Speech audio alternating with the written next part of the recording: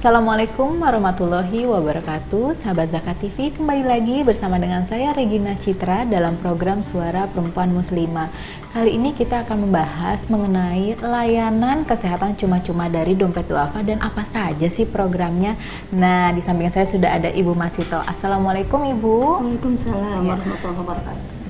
Ibu Masito sendiri sebagai manajer pengembangan program dari LKC ya Bu. Iya. Boleh dijelaskan sih sebenarnya latar belakang LKC itu berdiri apa sih Bu? Iya, jadi memang LKC itu berdiri awalnya adalah untuk bisa membantu orang-orang duafa dari sisi layanan kesehatan. Jadi tahun 2001, sebenarnya kajian ini dari tahun 2000 itu banyak sekali orang-orang yang tidak mampu, mereka datang ke Dompet Duafa, kemudian mereka meminta bantuan untuk pengobatan. Dari situlah kemudian terinspirasi Dompet Duafa untuk bisa mengelola kesehatan, ya layanan kesehatan untuk mereka. Maka 2001 berdirilah layanan kesehatan cuma-cuma di bulan November tanggal 6. Di situ memang kami punya misi untuk bisa membantu mereka supaya tertolong, ya, karena dengan sehat mereka bisa jadi produktif. Dengan sehat mereka bisa jadi produktif. Betul. Itu yang penting ya Bu? Yang penting, sehingga tidak terganggu dari sisi ekonomi mereka. Kalau kebanyakan sendiri yang datang LKC itu dalam kategori Dompet Duafa yang memang mereka tidak mampu secara finansial. Iya, betul. Jadi memang mereka termasuk ke duafa ya. Kalau kita melihatnya mereka tidak mampu, mereka termasuk juga yang dalam bagian dari orang yang memang diberikan zakat. Jadi walaupun mereka misal juga ada mu'alaf, ada juga ibnu sabil, dan beberapa yang termasuk dalam asnaf zakat. Itu yang diberikan. Nah, untuk bisa mereka mendapatkan itu, kita ada sistem survei namanya. Jadi mensurvei dulu, karena untuk bisa menjalankan amanah yang diberikan. Apakah orang yang kita berikan ini memang betul-betul duafa atau tidak, begitu. Jadi dengan setelah disurvei lalu mereka menjadi sudah bisa masuk, maka mereka berhak untuk mendapatkan layanan kesehatan di kita. Nah, untuk yang datang, apakah memang secara umum ya pada awalnya lalu masuk mereka menjadi member, ada kategorinya seperti apa Bu Masito? Iya, kalau untuk sebenarnya kalau kami prinsipnya adalah ketika orang itu sakit maka kita tidak melihat dulu kepada mereka orang mampu atau tidak mampu. Dalam kondisi yang darurat, mereka datang ke layanan kami, langsung kita akan tangani. Tapi setelah itu kemudian baru kita berikan lakukan proses kememberan. Kalau kriteria kememberannya memang melihat dari sisi penghasilan. Ya, penghasilan per kapitanya. Nah, ini yang kita lihat standarnya, apakah mereka masuk atau tidak masuk dalam standar kita. Kemudian juga melihat pada beban atau tanggung jawab yang mereka ada pada mereka, misalnya dengan jumlah anaknya, jumlah keluarganya, termasuk juga kita melihat sakit yang diderita oleh mereka. Jadi ada yang sakit itu menyebabkan mereka menjadi miskin, maka itulah yang kemudian juga menjadi prioritas kita untuk kita bantu. Ibu, untuk LKC sendiri seluruh Indonesia? Ya, jadi sebenarnya LKC itu ada di beberapa wilayah, di Aceh, kemudian juga yang paling barat di Aceh, yang paling timur ada di Nusa Tenggara Timur di Kupang, kemudian kami di sini di Tangerang Selatan ya, kemudian juga ada di Sumatera Selatan, di Sulawesi Selatan, kemudian juga kami memang ada beberapa cabang, jadi artinya perwakilan ya, yang mereka berada di bawah Dompet Duafa, tapi tidak link langsung dengan kami. Ya. Misalnya di Jogja, kemudian di Jawa Tengah, ya. Tetap dalam koordinasi untuk kegiatan atau program-program kesehatannya tetap berkoordinasi, tetapi secara manajemennya berbeda. Begitu. Lalu kalau kami yang di LKC Ciputat ini membawahi ada beberapa gerai yang kita sebut dengan gerai sehat, ada di Kota Bekasi, di Kabupaten Bekasi, serta juga di Bogor, ya, di Rumah Sakit Rumah Sehat Terpadu.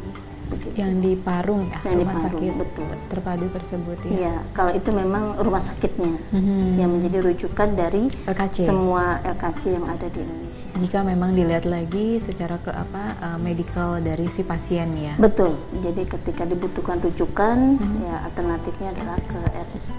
Kalau tenaga medisnya sendiri, Ibu yang berada di LKC, informasi yang saya dapatkan adalah ada sebagian dokter yang memang relawan ya. Betul.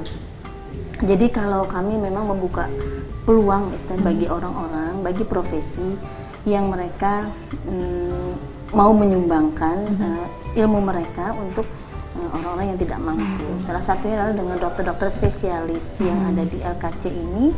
Hampir sebagian besar adalah memang spesialis ini relawan. Relawan? Iya, jadi mereka menyumbangkan karena prinsip mereka begini, kami sudah cukup mencari uang di tempat yang lain begitu.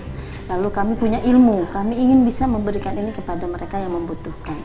Nah itulah yang kemudian dijalankan oleh mereka di LKC ini, ya spesialis spesialis anak, kemudian spesialis jantung, ya spesialis kulit, spesialis mata, spesialis kandungan, ya mereka dan spesialis bedah, ya bedah umum. Itu mereka sudah rutin memberikan apa yang mereka miliki ilmunya ini untuk pengobatan pasien-pasiennya. Itu kalau kita bicara dokter ya, tenaga medis. Kalau misal untuk perawatnya, apakah relawan juga atau? Kalau perawat, kalau di kami memang karena ini terkait juga dengan layanan ya, kami tetap itu bagian dari karyawan. Namun kalau untuk relawannya, kami juga buka peluang buat mereka. Ada kegiatan-kegiatan yang di luar gedung istilahnya, aksi layan sehat. Hitanan misalnya yang mereka bisa berkontribusi di sana, begitu. Artinya memang kalau kita dengar layanan kesehatan cuma-cuma, artinya tetap secara pembiayaan itu gratis dari mereka awal masuk sampai memang mereka proses. Iya. Jadi kalau semua memang cuma-cuma ya, artinya memang gratis ya dari sisi dari pendaftaran, dari bagaimana kita mensurvei sampai kepada mereka diterima dan mendapatkan pengobatan. Ya. Supaya ya ini karena memang dari awal kita sudah melihat memang kita membantu dari sisi menyalurkan apa yang kemudian diamanahkan oleh para donatur untuk membantu mereka. Nah, saya juga akan bicara mengenai program-program dari LKC sendiri, Ibu. Iya. Jadi ada apa saja sih program-programnya? Ya. Insya Allah. Jadi gini, kalau LKC itu sekarang ini memang kita punya program, ada 6 pilar yang kita lakukan ya. Satu, kita kuratif. Kuratif itu pengobatan langsung. Nah, pengobatan langsung ini dengan beberapa yang sudah kita miliki gerai-gerainya tadi. Kemudian yang kedua adalah promotif.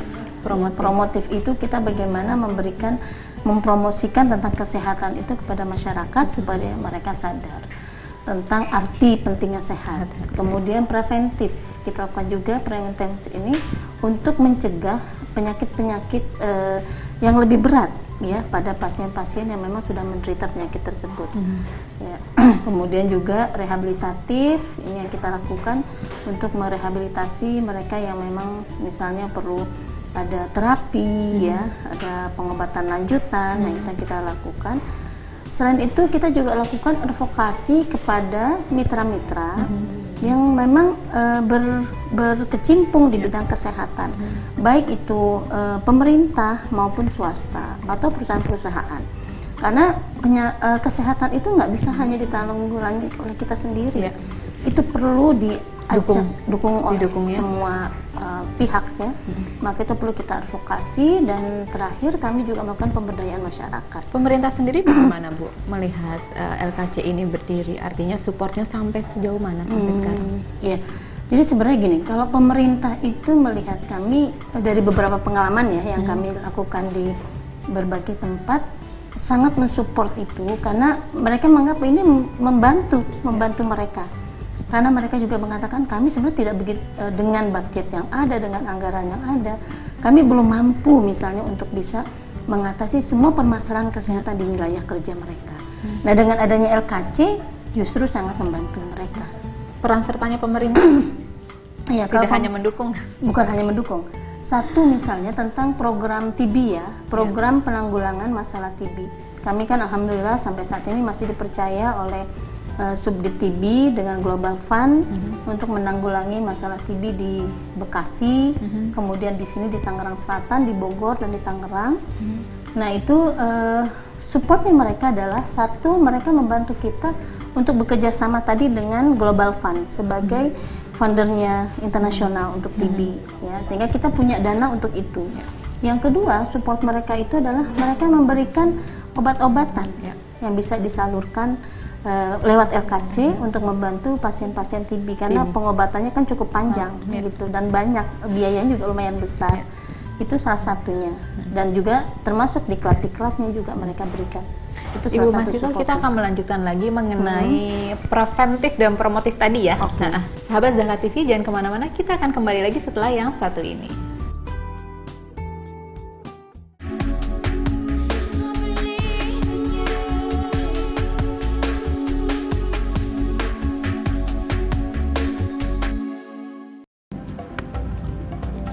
Semangat kemenangan harus berasal dari sportivitas yang datang dari hati. Saya Bambang Pamungkas, saya zakat di Dompet Duafa. Keluarga adalah sumber inspirasi saya. Kehangatannya datang dari hati. Saya Inneke Kusharawati, saya zakat di Dompet Duafa. Berbagi memudahkan rezeki, karena datang dari hati. Saya Ipo Santosa, zakat di Dompet Duafa. Dompet Duafa.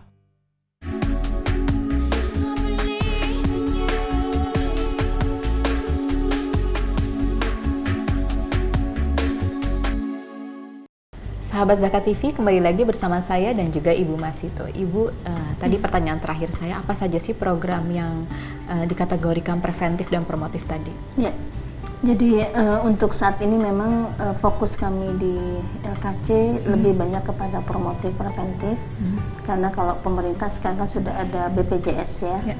Sehingga memang yang promotif preventif ini yang belum banyak digarap. Yang kami lakukan untuk promotif preventif lebih kepada satu tentang kesehatan ibu dan anak.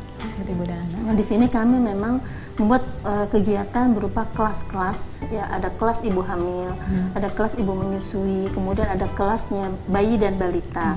Nah, sengaja kami buat kelas-kelas ini untuk bisa mengedukasi ibu-ibu yang sedang hamil supaya bisa melahirkan anak itu yang nantinya sehat, cerdas, ya, sehingga bisa menyelamatkan generasi ke depan. Nah, bentuknya misalnya kalau untuk ibu hamil kami ada senam hamil, kemudian juga ada stimulus janin, jadi menstimulus janin yang masih ada di kandungan ini supaya perkembangan otaknya dengan lagu itu salah satu ya. Kami karena ini lembaga Islami, kami dengan Al-Quran. Iya, jadi kita dengarkan Al-Quran ya. Setiap seminggu sekali ibu-ibu datang ke sini kemudian menstimulus itu. Nah, kami juga ajarkan supaya itu di rumah juga mereka kerjakan. Itu untuk salah satu untuk kelas ibu hamil. Kemudian ibu menyusui, bagaimana kita ajarkan ibu bagi menyusui anaknya dengan benar. Karena mereka punya susu yang paling bagus ya, yaitu ASI. Ya, jadi kembali back to nature istilahnya. Itu jadi menangkal segala macam penyakit ya Bu. Itu imunnya sangat semahal-mahalnya obat ASI yang paling betul. Dan tidak ada susu formula yang bisa menyamai ASI. Itulah yang kemudian kami juga galakkan. Selain juga murah, karena kita melihat kan ini orang-orang duafa.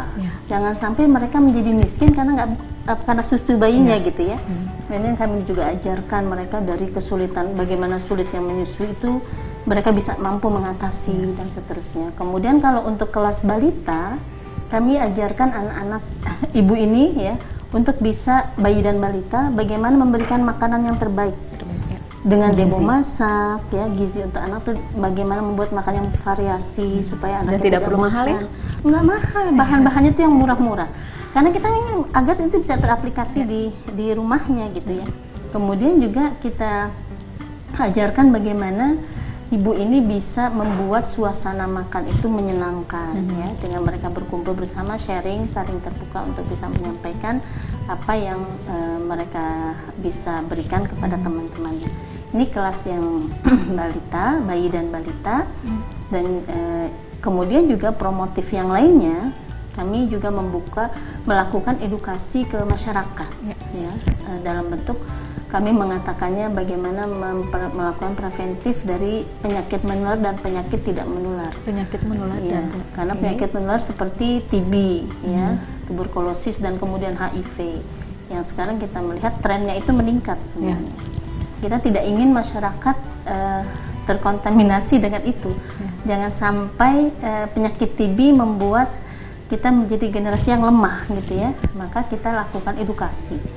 Ya, dalam bentuk apa edukasinya? Kalau untuk TB, karena kita kerjasama dengan Subdit TB dan Global Fund, maka kami lakukan awal itu adalah ketemuan kasus. Jadi bagaimana kita menemukan orang-orang yang punya gejala TB supaya mereka segera berobat. Karena kalau tidak berobat kan bisa menularkan pada yang lain kan. Nah, kemudian setelah itu tuntaskan berobatnya. Lalu kita lakukan penyuluhan, kita lakukan juga pelatihan kader-kader di masyarakat supaya mereka mau menjadi orang-orang yang bisa mampu mengatasi juga masalah TB itu di masyarakat. Sampai pada sembuhnya pasien ini dan kemudian juga penyuluhan-penyuluhan. Itu yang kita lakukan, termasuk dengan HIV juga demikian. HIV, karena kami punya keterbatasan juga di tempat kami, HIV ini hanya sifatnya kita edukasi saja. Jadi penyuluhan di masyarakat bagaimana pencegahan terhadap penyakit HIV dari pola hidupnya ya, kemudian gaya hidup ya, kemudian juga sampai kalaupun mereka sudah menderita, apa yang kemudian mereka harus lakukan supaya bisa tetap bertahan dalam kehidupan mereka dan tidak sedih gitu dengan penyakitnya. Nah itu, kemudian kalau untuk penyakit tidak menularnya, kami kan punya beberapa posehat-posehat yang kami di Jabodetabek saja sekitar 27 posehat yang kami miliki. Di satelit-satelit inilah kami melakukan edukasi, penyuluhan di masyarakat tentang penyakit hipertensi, diabetes, jantung. Jadi penyakit-penyakit degeneratif yang ini sebenarnya mereka bisa melakukan sendiri. Gitu, mandiri untuk bisa melakukan pencegahan ataupun menanggulangi apa yang sekarang sedang mereka derita, sehingga mereka tidak merepotkan orang lain dan tidak sampai berdampak pada yang lebih berat penyakitnya. Gitu. Nah penyuluhannya juga plus dengan demo masak juga, karena supaya mereka tahu makanan-makanan apa yang pas buat mereka. Jadi artinya memang apa yang diasup juga sesuatu yang memang sesuai dengan penyakitnya mereka, dan mereka tahu ini salah satu yang bisa menyembuhkan mereka dengan apa yang mereka makan. Betul. Ya. Itu. Bu Masito, saya juga akan membahas mengenai kesehatan remaja. Nah itu penting ya. Iya betul. Tapi kita akan membahas setelah yang satu ini. Sahabat Zakat TV, jangan kemana-mana, kita akan kembali setelah yang satu ini.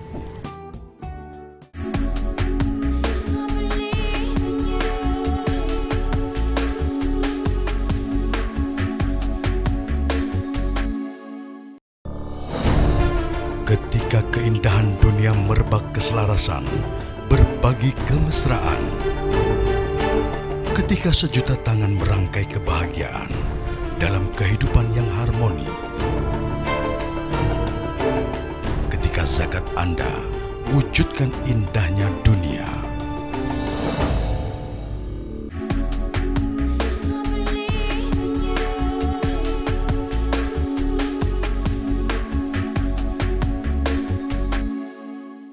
Sahabat Zakat TV, kembali lagi bersama saya dan juga Ibu Masito. Ibu, sekarang saya membahas mengenai kesehatan remaja. Itu menjadi salah satu yang selaku orang tua sangat aware ya, untuk seperti, karena apalagi kalau bisa dibilang kita memiliki karir yang mungkin tidak bisa memantau mereka secara 24 jam. Iya, betul. Jadi kalau kami di LKC memang tidak hanya konsentrasi kami di tadi kesehatan ibu dan anak, juga kami konsentrasi di kesehatan remaja. Karena kami melihat bahwa remaja juga potensial gitu untuk bisa terjadinya banyak penyakit-penyakit yang bahkan justru penyakit yang bisa membuat mereka jadi tidak produktif ke depannya. Ya, misalnya tentang penyakit HIV, kemudian juga penyakit-penyakit berat lainnya, ya. Nah, untuk kami kegiatan yang ada di LKC untuk remaja ini, salah satunya kami membentuk yang namanya Kader Sehat Remaja. Kader Sehat Remaja. Iya. Jadi kami memberikan pelatihan kepada remaja-remaja yang mereka konsen dan mereka mau gitu untuk merubah, membantu teman-temannya dalam penanggulangan masalah penyakit di remaja. Nah, caranya adalah kami melakukan meminta kepada pihak-pihak sekolah, kemudian pesantren ya, karena pesantren ini juga lumayan juga masalah kesehatannya. Kami undang mereka, ada 10 orang utusan dari masing-masing sekolah yang kemudian kami latih. Satu dari sisi bagaimana tentang sikap mereka terhadap nafza, narkotika dan zat aditif yang lainnya. Kemudian bagaimana mereka kami ajarkan juga tentang kesehatan reproduksi. Supaya mereka tahu gitu ya, kenapa mereka tidak boleh berhubungan sebelum menikah misalnya. Apa penyakit-penyakit yang kemudian akan mereka derita kalau itu kemudian dilakukan. Nah ya, ini yang kemudian juga bahaya merokok ya, karena kalau merokok ternyata juga dampaknya bukan sekarang tapi 10-20 tahun kemudian. Nah ini yang kami sampaikan ke mereka dan mereka menjadi agentnya gitu, istilahnya menjadi bagian dari kita yang bisa menyampaikan ini kepada teman-teman. Karena kalau remaja-remaja itu kan maunya pakai bahasa mereka. Kalau kami bahasa ilmiah, nanti kalau ketika sudah mereka mendengar penyuluhan, kabur gitu ya, nggak suka gitu. Tapi dengan bahasa temennya sendiri, jadi mereka semacam bikin peer group gitu ya, kelompok-kelompok kecil yang mereka kemudian mau nggak saya jelaskan tentang nafsu, mau nggak tentang kesehatan reproduksi. Yang paling seneng itu mereka kadang-kadang reproduksi itu, kesehatan reproduksi. Wah ternyata begini. Karena ya. membuat mereka penasaran. Selama ini kan yang terjadi lewat internet, lewat buku. Betul. Ya, dari hasil itu kemudian kami mendapatkan ada sekitar 95 kader yang sudah kita latih di Jabodetabek yang mereka menjadi agent tadi ya. Agent tadi. Itu yang kita lakukan untuk remaja. Ya. Selain untuk remaja sendiri yang agak menarik, selain penyuluhan itu kan artinya preventif ya. Tapi ketika memang sudah mendapatkan satu kasus yang anak ini mungkin sudah terlibat narkoba, penanganan dari LKC sendiri gimana? Ya, jadi kalau untuk penanganannya kami biasanya kalau untuk pelayanan kesehatannya mereka kita tetap dengan sistem survei tadi. Ketika mereka menjadi member, maka mereka boleh berobat ke sini. Jadi pernah memang kami mendapatkan ada remaja yang terkena HIV karena narkoba. Jadi itu member kita.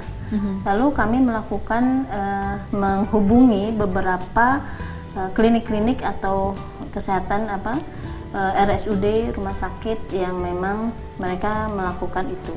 Memberikan pelayanan, menerima pelayanan. Nah, kemudian kita sampaikan ke mereka ini kondisi penyakitnya, lalu kita rujuk ke sana dan ya ditangani langsung di sana. Karena kalau di kami kan tidak bisa menangani itu. Dan kalau preventifnya bisa ya, tapi kalau preventifnya bisa, tapi kalau kuratifnya tetap kami rujuk. Gitu. Oke, Bu. Kesehatan remaja sudah, sekarang kita bicara mengenai advokasi kemitraan. Iya, betul. Jadi tadi saya sampaikan bahwa masalah kesehatan itu tidak bisa kita kerjakan sendiri. Pasti kita butuh orang lain, butuh pihak-pihak lain untuk bisa juga membantu di situ. Jadi kami melakukan advokasi, kami datangi perusahaan-perusahaan yang mereka memiliki dana-dana CSR, yang kemudian dana CSR ini kan mereka mungkin bingung juga mau menyalurkannya ke dalam bentuk apa gitu ya. Karena kalau yang terlihat sekarang kan terkadang dana CSR itu memang kondisi yang terlihat ya. Kejadian bencana mereka baru melakukan gitu kan. Jadi secara regulernya LKC ini sudah bekerja sama dengan beberapa perusahaan, beberapa mitra. Jadi artinya bahwa mereka punya dana, lalu kemudian apa yang mereka bisa lakukan, kami tawarkan beberapa program yang bisa kita jalankan. Salah satu yang kita bisa tawarkan itu misalnya tentang kawasan sehat, bagaimana membangun kawasan sehat yang berada di lingkungan bebas rokok gitu ya. Kawasan bebas rokok, kawasan bagaimana orang itu siaga terhadap ibu hamil misalnya, supaya ada rasa gotong royongnya untuk membantu masyarakat bisa berkontribusi misalnya seperti itu. Nah ini yang kami lakukan juga selain dengan perusahaan, dengan beberapa stakeholder yang ada ya, dengan pemerintah. Dalam arti dengan pemerintah itu misalnya kita sudah punya MOU tentang penanggulangan TB tadi di satu wilayah. Dari situ kemudian kita bilang, kita sampaikan bahwa LKC punya tenaga, LKC punya tempat, tapi LKC tidak membutuhkan misalnya obat-obatan, membutuhkan regen untuk laboratoriumnya. Maka inilah yang kemudian disupport oleh Dinas Kesehatan dalam bentuk tadi, bagaimana mereka memberikannya, dan ini adalah advokasi yang kita lakukan juga. Termasuk juga kita kerjasama dengan mitra-mitra yang lain, dengan profesi-profesi yang lain, lembaga-lembaga profesi, misalnya dengan ID, dengan IBI, ya, dengan Prokami. Termasuk juga kita bergabung di FOS, Forum Zakat, ya. Di situ beberapa lembaga-lembaga zakat yang bergerak di bidang kesehatan bekerja sama. Kita kerjasama sisi ambulan, karena kan kita punya ambulan, mereka juga punya ambulan. Ayo deh kita saling membantu di sini. Ketika member kami membutuhkan tapi wilayahnya ada di Jakarta Utara, di sana ada rumah zakat misalnya yang punya ambulan. Jadi kan rasanya tidak perlu kita dari sini mengirim ambulan ke sana, tinggal kita telepon rumah zakatnya, tolong bantu ini apa namanya. Kalau penggunaan fasilitas tadi seperti ambulan gitu, apakah memang bisa dengan masyarakat umum atau memang harus menjadi salah satu member? Ya. Kalau untuk ambulan, kami prioritas memang di member, ya, itu prioritas. Tapi ketika ada masyarakat yang membutuhkan, kami juga terbuka untuk itu. Kami persilahkan. Kemudian kalau untuk masyarakat tentu saja kami sampaikan kalau memang mau berinfak silahkan berinfak. Tapi kalaupun mereka ternyata tidak mampu untuk membayar, kami anggap bahwa itu adalah bagian dari kontribusi kami di masyarakat. Jadi kalau untuk yang member kita bebaskan, tapi kalau untuk yang tidak member, yang non member, mereka silahkan berinfak. Untuk program RKC kedepannya apa aja sih Bu yang sudah dirancang? Ya. Jadi kalau untuk ke depan, atau konsentrasinya di tahun 2014 dan ke depannya itu? Jadi untuk 2014 ini insya Allah kami sedang menggarap yang kami sampaikan tadi tentang kawasan sehat. Jadi kawasan sehat yang kami akan lakukan ini di 6 titik, ya, 6 tempat, 6 kawasan, 1 di daerah Tangerang Selatan dengan pusatnya sentralnya di LKC. Kemudian di daerah Tambun, Bekasi, Bekasi Kabupaten, dengan sentralnya adalah LKC kita yang di Tambun. Kemudian di Bekasi Kota, itu sentralnya di LKC Pekayon. Lalu di Bogor, di RST, dan di Depok itu dengan pos sehat. Kami punya satelit, ya, kerjasama dengan masyarakat di pos sehat di daerah Curug, Bojong Sari, dan terakhir adalah di Cipecang. Cipecang ini khas kawasannya karena kawasannya kawasan untuk pemulung, gitu. Karena kan ini pemulung ini khas ya, masyarakat yang khas ini. Kalau dikatakan duafa ternyata juga belum tentu duafa gitu, tapi secara kehidupan kesehatan banyak problem juga karena hidupnya dengan sampah. Nah ini yang kemudian jadi bagian dari kawasan kita. Tadi ya program 2014 ini 2014. Konsentrasinya adalah kawasan kita ingin membangun kawasan sehat dengan menggerakkan masyarakat untuk bersama-sama mengatasi masalah kesehatan di wilayah mereka. Dan program kesehatan ini juga custom, artinya sesuai dengan kebutuhan mereka. Begitu. Karena kalau kebutuhan kan berarti mereka mau ya untuk membantu mengatasinya.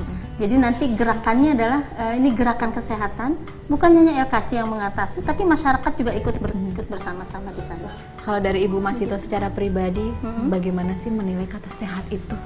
Mungkin bisa memberikan informasi atau share kepada masyarakat. Sebenarnya kalau kata sehat itu kan adalah sehat secara rohani dan sehat secara jasmani, gitu ya.